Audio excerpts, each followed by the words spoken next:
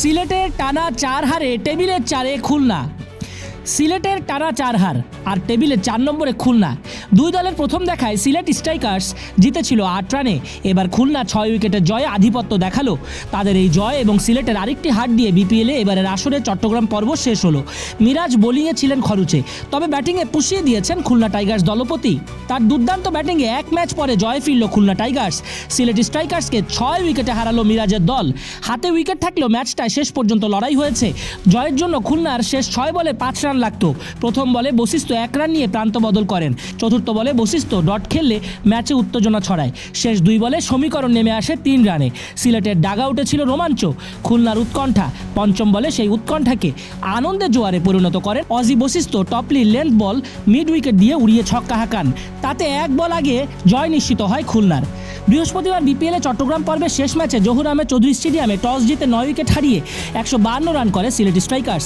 ব্যাটিংয়ে নেমে মিরাজের 50 বলে 70 রানে ভর করে 19.5 ওভারে 6 উইকেট হাতে রেখে জয় পায় খুলনা।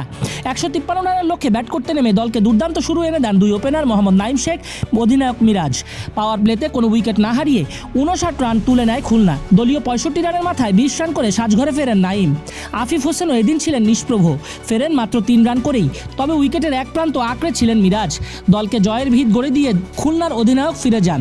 শেষে অ্যালেক্স রস ও উইলিয়াম বশিষ্ঠ দায়িত্বশীল ব্যাটিংয়ে 1 বল হাতে রেখে জয় পায় খুলনা টাইগার্স। এর আগে টস জিতে ব্যাটিংয়ে নেমে শুরুতেই হোঁচট খায় সিলেট। প্রথম ওভারের শেষ বলে রনি তালুকদার উইকেট নেন খুলনা অধিনায়ক মেহেদী হাসান মিরাজ। রনি ফেরেন কোনো রান না করেই। এরপর 74 রানের জুটি গড়ে বড় রানের ভিত্তি তৈরি করে দেন জর্জ মানজি আর জাকির হাসান। মানজি মিরাজের 1 ওভারে 23 রান করেন, তবে তাদের রেখে যাওয়া ভিত্তিকে মজবুত করতে পারেননি আর কোনো ব্যাটার। দলীয় 75 রানে আউট হওয়ার সময় মানজির ব্যাট থেকে আসে 32 বলে 58 রান। জাকির হাসান সাজঘরে ফেরেন 44 রান করে। সুমন খানের ব্যাট থেকে আসে দলের তৃতীয় সর্বোচ্চ 12 রান। আর কোনো ব্যাটারই 2 অঙ্কের ঘর স্পর্শ করতে পারেননি। আর তাতেই 20 ওভারে 9 উইকেট হারিয়ে 152-তে আটকে যায় সিলেটের ইনিংস। এই হারে প্লে অফে খেলার স্বপ্ন অনেকটাই দূরে চলে গেল সিলেটের। 9 ম্যাচ খেলে মাত্র 2 জয়ে 4 পয়েন্ট নিয়ে পয়েন্ট টেবিলের একদম তলানিতে দলটা।